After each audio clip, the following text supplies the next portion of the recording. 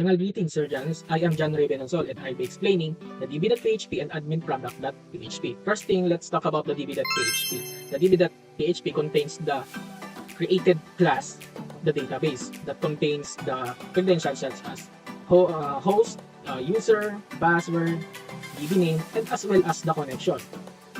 So in order to load the constructor, we construct the public function construct, which is the credentials, and to connect to this MySQL new, okay, and returns 500 if the connection is failed, as well as public function get connection, because this is a private. It can and this method is truly can access throughout the code. Greetings po, Sir Janice. So sa part naman is ito, go to page admin product db database, include na yung database, i-start niya yung session, i-prevent niya lang yung catching, palagay na ito dito, catching this or real-time data. And then, itong next na ito is, i-ano lang niya, check niya i-admin yung user. So, hindi, if di siya admin, error unauthorized, like yung lumabas po ng last time, yung pina-check niyo po, then gagawa ng bagong date ng bagong instantiated na class, ng pangalan is database to date db instance, then here, i-execute na lang yung, i-terminate lang niya yung script. Ano na big code to? Helper function to send GS, respond, and terminate script. Yun lang po ginawa natin. And then dito sa method, server request method. So, para mag-start yung buong switch po namin. So, first switch po namin, if may ID yung yung dito, yung bar, if may ID doon, kunin niya yun. Kapag wala, lang. So, if may laman, mag-execute to, prepare niya, product ID, then bind param. Itong question mark na to is placeholder lang siya para po dito. Then, execute. So, yung from product where product ID equal to ID. Then, product equal JSON. So, i-execute lang niya yun para lumabas yung single product na yun na may ID. Ajax po ito. Maganda siya, Ajax. Dynamic filtering. So, ginagawa lang na ito, dynamic filtering is titignan niya if yung user is pinili niya from here. Kung pinili niya if empty and is array price low and stuff. Ito, if pinili niya is low, ito lalabas dito, i-execute niya end price. Itong end price na to, ilalagay yun dito. Like for example, dito, parang ganyan magiging yun. So, ganun din po dito, and then order by description, order by yan siya, i-organize siya, and then dito, prepare niya na, then execute. So, ito yung execute po. So, post niyan. So, dito naman sa post is data JSON include input is true. So, ginagawa lang nito is pinukuha niyo yung pangalan, price, category, stock, IMG, description. Ito yung pag-add ng bagong items folder. So, pagkatapos nun, nalagay niya dito, prepare niya, dito lagay sa placeholder, mga question mark, and then, bind param, ito yung nagbabind sa mga to, ito, napunta dito, then execute. If nag-fill naman siya, nalabas ito. Next tayo is the patch. So, partially update existing na product. So, if ginagawa na ito is updating lang ng product.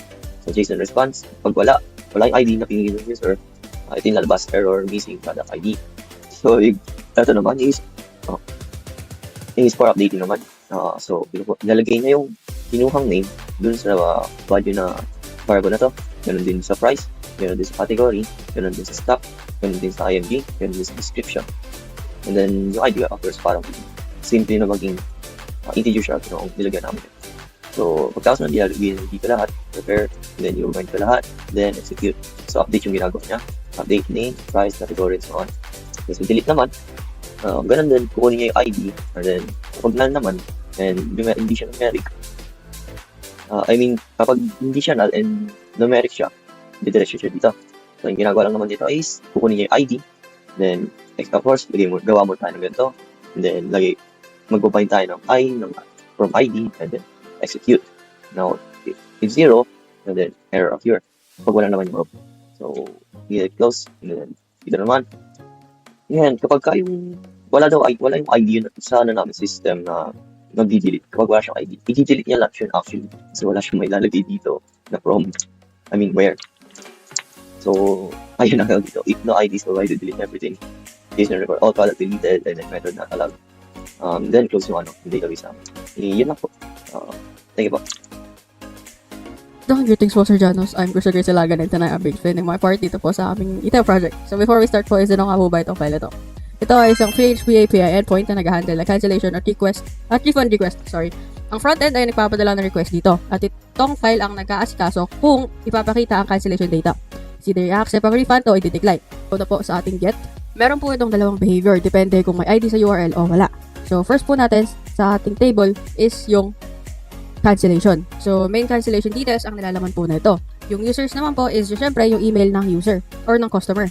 Next naman po sa products is yung name, price, image, and category. Next naman po is yung order items which is quantity ng in-order. So, pag may ID po, is kukuha ng specific na cancellation with full details via join sa apat na tables na nabanggit ko. Next naman po is kung nahanap, nag-return ng single object. Kung wala, nag-return ng empty array. Pag wala pong IDs, kukuha ng lahat ng cancellation sorted by created at desk or which means is descending. Pinakabago, ang nasa taas, less fields lang dito. Kasi para sa list view ng admin, di na kailangan ng image, price, at quantity. Ito naman po is yung ating patch. Nandyan. Dito ang main logic is tatanggap ng tatlong fields mula sa request body which is yung cancellation ID, order item ID, at saka po yung status. Which is ito. Yan. So,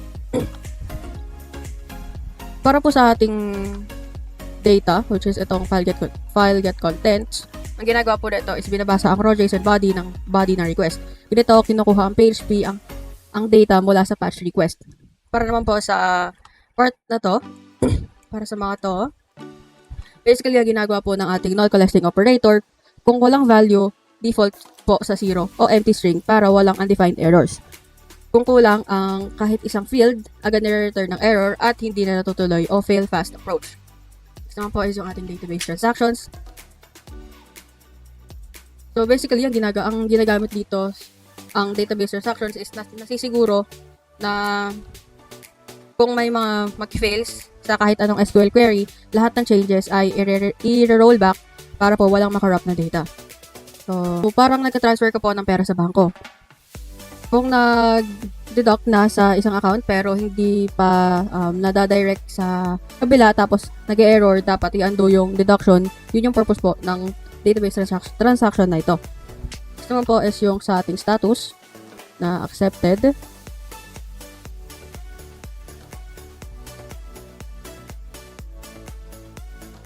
Ayan. Dito po. Sa line na yan. So, dalawa po ang nangyari kapag accepted. First po is in-update ang refund stock ng order items once po na na-refund accepted na siya. And then, next po is yung syempre, once na na-accept is i-restore na po ang stock. Idadagdag ulit ang quantity ng cancelled item pabalik sa product stock. Kung nag-cancel ang customer ng 3 items, idadagdag ulit ang 3 items sa inventory. Next naman po is yung ating status decline. Na nandito. Ayan, itong specific part po na yan. So basically, ang ginagawa lang po nito is i-update lang po ang refund status. Walang stock restoration, hindi naman binalik ng customer ang product, kaya nandun pa rin po yung stock sa kanya. So lastly po is yung ating security practices. So, ang prepare statement po is hindi direct ang ni-inject ng user input sa SQL string, kaya protektado po ang ating SQL injection. Ang int val naman po, ang int value, kino-convert ang lahat ng ID inputs sa integer para hindi makalusot ang mga malilisyosong string. And lastly, second to the last is ang ating trim. Tinatanggal ang extra white spaces status para walang maling comparison. Lastly is yung ating transactions, data integrity guaranteed, all or nothing. So, the ratings, I'm Angie Urbina. In-explain ko naman po yung checkout PHP ng aming system. So, yung first two-line code po, ito po yung nagdi-disable ng pagdi-display ng error sa ating browser para po hindi makita ng users yung mga sensitive error messages. Then, next po is include yung database connection file, then i-start niya na po yung session. Then, isa-set niya po yung content type to JSON. And next po is i-validate niya po kung if naka-login po yung user. So, pag hindi po naka-login yung user or walang naka-login na user, is magtutraw po siya ng 401 unauthorized error. Next naman po is mag-create po siya ng new database object, then kukunin niya po yung connection. Then, ito po yung nag-generate po ng unique reference code per order. Then, isa-set niya po yung auto-commit to false for transaction. Next naman po is yung sa loob po ng block code is yung nag-handle po ng request. First, kukunin niya po yung request method. If post po yung request, mag-proceed po siya sa checkout. Next is kukunin niyo po yung data mula po na in-input niyo user mula po sa front end. Then i-validate niyo po yung input. If wala pong data and wala pong cart, magtutuwa po siya ng error na invalid input. Next naman po is kukunin niyo yung user ID from session. If wala pong user ID, magtutuwa po siya ng error na invalid session user. Then next is kukunin niya po yung data mula sa cart. Then, if wala pong laman yung cart, magtutuwa po siya ng error na cart is empty. Then magge-generate po siya ng receipt number gamit po yung current time and next is i-prepare niya po yung query sa pag-insert po ng orders pag-insert po sa order table. Then next po is kunin niya po yung next po is ilalagay niya na po yung mga values dito po sa ating query. Then execute niya na po yung database. Next po is kukunin niya yung inserted order ID. Then i-prepare niya na po yung pag-insert sa order item. If wala pong laman, matutuwa po siya ng error. Next naman po is maglalog siya sa every items na nasa cart. Kukunin niya yung product ID, product quantity, and yung product price po. Then if empty po yung result, matutuwa po siya ng error na product not found. After po, kukunin niya po yung price na galing sa result. Then multiply niya po yung price and yung quantity to get the total item. Then, magge-generate po siya ng reference code per order. And ibabind niya na po yung, ibabind and execute niya na po yung insert for order item. Ito po yung pagbabalidate if wala pong laman, if nag-false po siya, nag-store po siya ng error. Then, i-test ko naman po yung check session PHP ng aming system. So, i-start niya po muna yung session, then isa-set niya yung content type to JSON, then isa-set niya yung cache control to no store, no cache, and master validated. So, ito po yung pumipili sa browser na i-cache yung response para laging updated yung login status. Then, ito yung nagsusupport ng no cache. And ito yung nagsasabi na expired agad yung response para hindi ma-store sa cache. Then, ito po yung nag-convert ng PHP to JSON. Then, i-check niya po kung may user ba na nakalogin sa session. If meron, ibabalik yung data ng user. And if wala, ibabalik niya na. And that's all po. Thank you.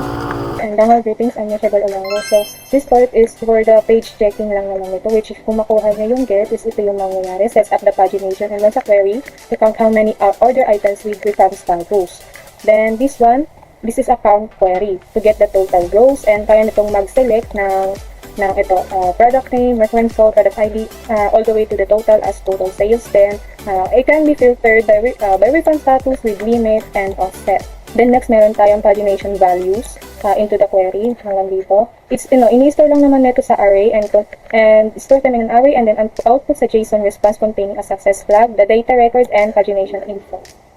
Next, refund PHP. So, itong part na to is check lang naman niya yung HTTP request method. Then, kapag is get, papasok siya dito sa block of code na to, and kukunin nga ito. If it is get, ito nga, it checks with ID with a pass in the URL. For example, ID 123. Kung nag-exist ito, magiging integer siya. And purpose sa query to fetch a single cancellation record. Para makuha yung mga to and gets the result. Then next, meron tayo result on query. Runs a query to get pending cancellations with related order, user and product info, and collects the rows into an array and returns them into JSON. Then, handle sa post request. Kung post naman yung nangyari, then it is a JSON input, checks if it's valid, and ensures refund data exists. And then post out key fields like order item ID and such. Check if condition here na kung ang refund fields are present, insert sa new cancellation record and updates the related order item to mark the refund as pending and returns a success message. The patch case then reads a JSON input, which is this one. Use the JSON input and gets ID and status and ensures both are provided before proceeding. And next, ito tayo meron tayo. Itong part na to is ang ginagawa lang naman yan. Finds the order item ID from a cancellation ID and updates the refund status and returns success or error. The default case handles invalid methods with yung default. That's all. So hello everyone, my name is Crystal J. Labine. So let's start po with our requirements, db.php and also the header content type application JSON. So ito po is para po lang po require ng isang beses yung ating db.php at hindi po siya mag-run po ng multiple times for avoid crash out or miss or crashes po yung ating web or mag-web crash po yung ating website. We also have the header content type application JSON kung saan po is yung ating website po is instead po na i-up niya po yun as an HTML, meron po tayo or magpapakita po yung ating JavaScript object notation kung saan po is parang sasabi po natin sa website na meron po tayong data na ipoprocess at hindi lang po siya HTML or website lang po. And then we have the variable db instance equals new database and also the connection is equals to db instance get connection kung saan po dito is kinoconnect po natin siya sa ating MySQL at also po gumagawa po tayo ng database or new class po. And then we have the raw file and file get contents, PHP input, and data JSON decode row through. Ito po is para po kumuha po ng raw data. Since po kasi yung ating mga modern web application po is hindi niya po kasi agad-agad nakukuha yung ating JavaScript object notation. So ito po yung gagawin po natin. So bali po kukunin po natin yung ating raw content data and then po ito yung magiging translator po natin. Yung ating variable data is called JSON decode and i-translate niya po yung mismong nakuha niyang raw data dun sa ating kaya po meron tayong JavaScript object notation decode po. And if yung ating data po is wala or hindi po to or not true po, is magkakaroon po siya ng error at magkakaroon po siya dito ng error no JSON received or yung wala po tayong raw data para po po natin at hindi po siya mag-crash or mag-error po. So bali po hinahandle niya lang po yung mismong error if wala pong data. And then we also have the variable user ID is equals to data user ID. So bali ito po is ginaget niya po and if ever man po nawala is i-return niya lang po yun as an empty string or null po. And if yung ating user ID is wala rin po, magkakaroon rin po siya ng error or bali po i-handle niya po yung error at sasabihin niya po dito is missing po yung ating user ID. And then dito po is yung ating MySQL is piniprepare lang po natin siya. So bali po dito is kukunin po natin yung ginawa po ng ating user dun at sa ating profile, yung kanyang background second, text color dun sa kanyang customer profile kung ano po yung pinili ng ating user at kukunin niya po yun. And then ito po ang ating bind parameter o yung ating MySQL bind parameter kung saan po ang I po is meaning is integer. So bali kukunin niya po or ang gagawin niya po is kukunin niya lang po is integer at hindi po string. So after po nun is i-execute na po natin yung ating mismong nakuhang data and then i-get result niya po yun. And also we have the echo JSON encode result po kung saan po is dito is kukunin niya po at ibabalik niya po kung ano po yung nakuha or ano po ang binigay ng user. So that's all and thank you.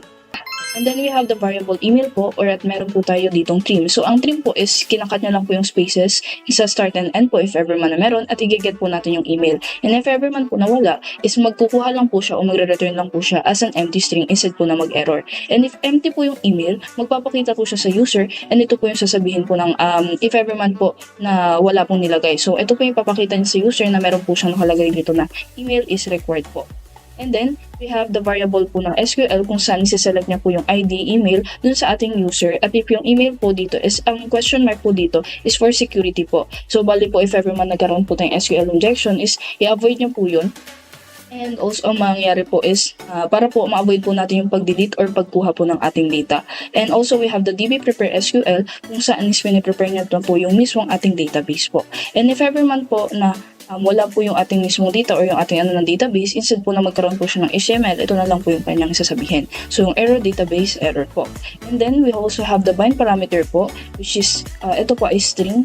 Ang ibig sabihin po nito is kinukuha lang po ng ating bind parameter yung ating email, is string lang po at i-act na lang po yun as a text or text field or text input lang po. So, yun lang po yung ibig sabihin nito. And syempre po, execute na po natin yung ating data and also ang gagawin po natin is kukunin po natin yung result using po yung ating get result. So, bali po, using the row po dun sa ating data o yung ating variable row is kukunin niya po yun yung mismong ating data by row po. So, if ever man po na yung ating row or yung ating email is nakuha po or nakita po, i-return niya po yun at ipapakita niya po to since nakita niya po yung ating user ID at saka yung email po. If else naman po is magpa-found po siya as false at magpa-found po siya as false or wala. Greetings, Sir Janus. My name is Sam Natoy and now I will discuss the login and logout PHP in our program code. Next naman is yung if server request method is not equal to post. Kumbaga, someone user just search the login PHP is hindi siya i-request. Kumbaga, invalid request method kasi hindi siya naka-post. Next naman is yung data. So, itong data is i-return siya or kumbaga gagamit tayo ng JSON as an input. Okay? So, gagamit tayo ng JSON. Then, next naman is ipo-pull lahat ng email and password doon sa data. Kumbaga, kung lahat ng data na nag-e-exist, then ito is tatanggalin lahat ng spaces. Then next naman is if if yung empty ba yung email and password, magre-return siya ng JSON encode, email and password are required as exit. Then next naman is mag-i-instance tayo ng database, which is magagawa uli ng another object ng database, then i-connect yung DB doon sa database. Next naman is yung magpre-prepare tayo ng data. Kumbaga dito, para iwas yung SQL injection, iniiwan niyang question mark, kumbaga walang laman para maiwas tayo sa SQL injection. Then, after that, if mag-fail yung prepare natin, isang i-return niya, database error. Okay, database error, prepare. Kasi, kung hindi siya nag-exist, if magpo-false to, then i-return niya database error. Then next naman is yung bind param. So, isa mo dito sa bind param, ito, kapag hindi nag-error yung database, then kanina sinabi ko yung question mark, which is iniiwan niyang walang laman para iwas sa SQL injection, ay lalagyan niya na ng laman dito, which is S, meaning ay string, tapos email. Then next naman is i-execute niya yung query. Then next naman, i-return, i-get niya yung result mula doon sa query. Kaya then nilagay dito sa another variable na result. Dito, sa if na to, is ito yung i-fetch mo yung data sa row na yon gamit ang associative array. Then, i-fetch mo siya. I-fetch mo yung account mismo, yung user. So, dito, after na session na yon, password. After na session na yon, i-delete niya yung lumang session at mag-regenerate siya ng panibago para iwas dun sa pagkuha ng data na mula sa user. Kumbaga, before na session is nakapix siya. So dito, babaguhin after na session na yon. Then next naman is i-store na sa session yung ID, email, and yung role. Then next naman, i-encode. Sa JSON encode, ito i-return to sa interface na login successful. Tapos yung role nila, tapos success. And dito, itong dalawang else na to is the error handling. Kumbaga, kung mali yung password is invalid password. And then, kapag hindi nag-e-exist yung user, email is user not found. And that's all for the login PHP. Next is the logout.php. So, nag-start tayo mag-declare ng session start, which is kailangan para malaman kung anong session data yung nag-e-exist. Then, para pag nag-session destroy tayo, alam din kung ano yung tatanggalin na session data doon sa ating system. Then, next naman is yung header. Ito naman is para walang maiwan na cache doon sa browser. Kumbaga, kung pag nag-logout ka, pag binalik mo is hindi na nakalogin pa. Next naman using header. Kumbaga, ito i-tell nyo lang yung system na JSON ang ating i-implement.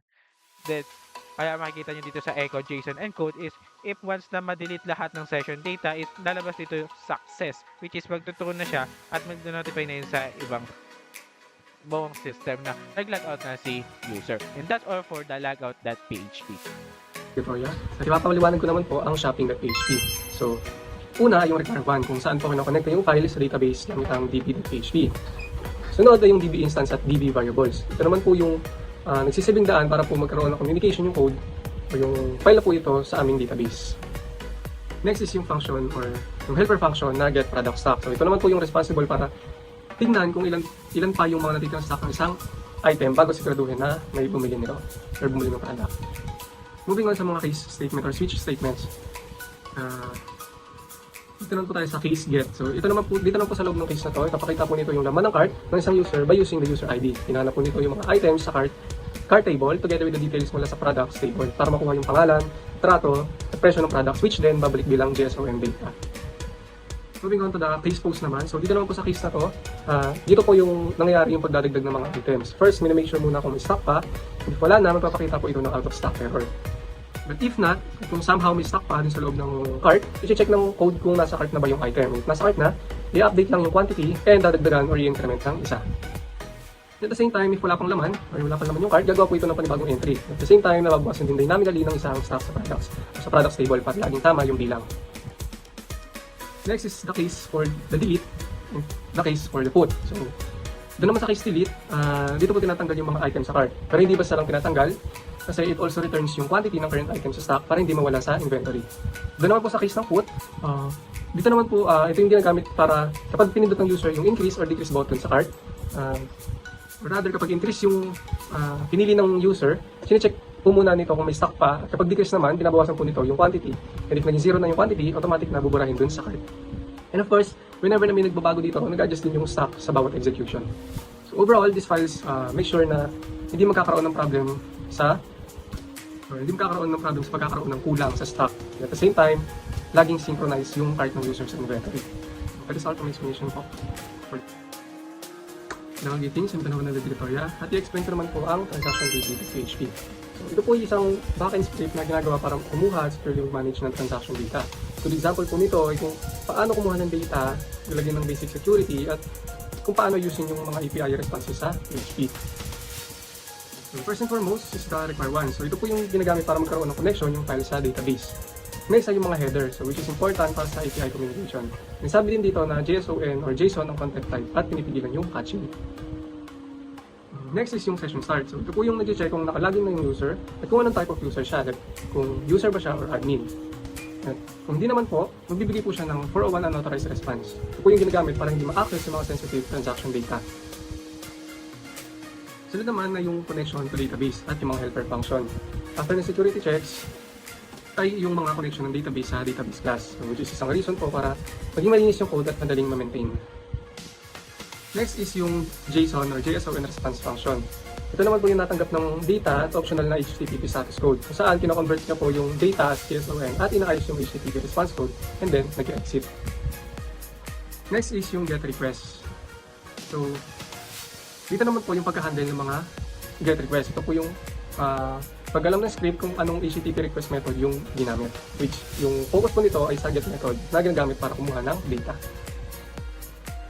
Next is yung limit, and then yung page, and then yung offset calculation. So ito naman po yung ginagamit para mas mabilis yung pagkuha ng data gamit yung pagination. So ito po yung nagka-calculate ng limit, like kung ilan yung records kada page, at offset na nagde-determine kung saan magsisimula yung records base sa page parameter mula sa URL, which in this case hindi mabibigla si client.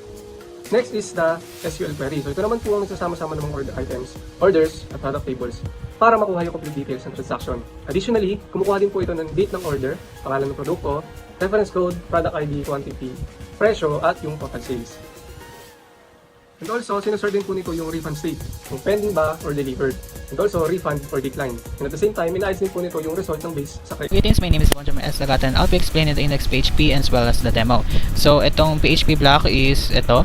So, itong if block statement na to is check niya kung sino yung user na nakalogin. So, kapag admin yan is madadirect siya dito. So, kapag hindi naman is mapupunta siya dito. So, ito is naka-single page application kami. So, meaning lahat ng modals or navigations is nasa isang page kaya mahaba yung file. So, punta tayo dito sa mismong website. So, ito po yung itsura ng website namin. So, kapag pumunta ako sa cart is magpo-force ako mag-login. So, try natin yan. And login. And then, ayan. So, pakita ko muna pala yung database para sa mga users. So, kanina po is gumawa ako ng dalawang account which is ito. And then, dyan papasok yung mga account. And then, ito yung default account which is yung admin. So, right now, pag pumunta tayo sa cart page is wala siyang laman. So, try natin mag-add. So, pwede natin to add. And then, dito siya lalabas. And then, pwede ma-edit yung quantity. And then, pwede rin natin i-X yung in-add na cart natin. So, kapag pumunta tayo sa cart is, ito yung lang yung laman ng cart natin. So, dalawa lang kasi inalis natin yung isa. So, proceed tayo sa checkout. So, ayan. Then, enter lang natin ito. Then, 9. Then, payment on delivery and proceed to payment. So, ayan, kapag nag-load na, pinapakita na payment completed. So, punta tayo dito sa order history. So, dito nakita lahat ng orders per transaction. So, naka-group na yan. So, dito makita yung status kung delivered or i-refund. So, pwede natin tayong mag-refund dito kay admin. So, pwede tayong mag-request. And then, ma-update itong status na pending kasi hinintay natin si admin na i-accept or decline. So, punta muna tayo dito sa orders na database. So, right now, naka-sort itong database per transaction. So, nakita dito ko sino yung umorder which is yung user ID and then ito yung receipt. And then, kapag pumunta naman tayo sa admin, so, login tayo as admin. So, login tayo. Then, dito is pwede siya mag-create or delete ng product. So, dito yung products database. So, ayan. So, try natin mag-add. Then, pwede natin i-add. So, ayun, coffee pala siya. Pero flower yan. So, pag pumunta tayo dito sa database, refresh natin, is nandito na yung flower. So, punta naman tayo dito sa refund request. So, nandito yung nire-refund natin kanina. So, pwede natin yan i-approve or decline. So, approve natin. And then, dito naman sa transaction refund history, dito makita lahat ng mga refund history. So, dito makita kung sino yung nagpa-refund and then yung status kung in-accept or decline. Then, punta naman tayo dito sa transaction record. So, dito is pino-compute yung total sales per product. So, for example, itong book na to is pino-compute yung quantity times price and then dito i-display yung total sales. So, pwede rin yun i-next. And then, kapag nag-log out tayo, balik tayo. So, nandito na yung nakita, yung ina nating product kanina is nag-show na. So, balik tayo sa account na kanina. And then, kapag pumunta tayo sa order history, is makita na natin na refund accepted na yung status ng refund natin kanina. So, ito pala is wala siyang URL kasi kung anong URL lang pinis ko kanina sa pag-testing, sa pag-create ng products. And ito, pwedeng ma-edit yung profile color, which is yung database lang dito, custom profile. And then, dito, nakalimutan ko din pala yung cancellations. Dito nakita lahat ng database para sa mga na-cancel. Then, nandito yung reason and cancellation ID. And that's it po for our project.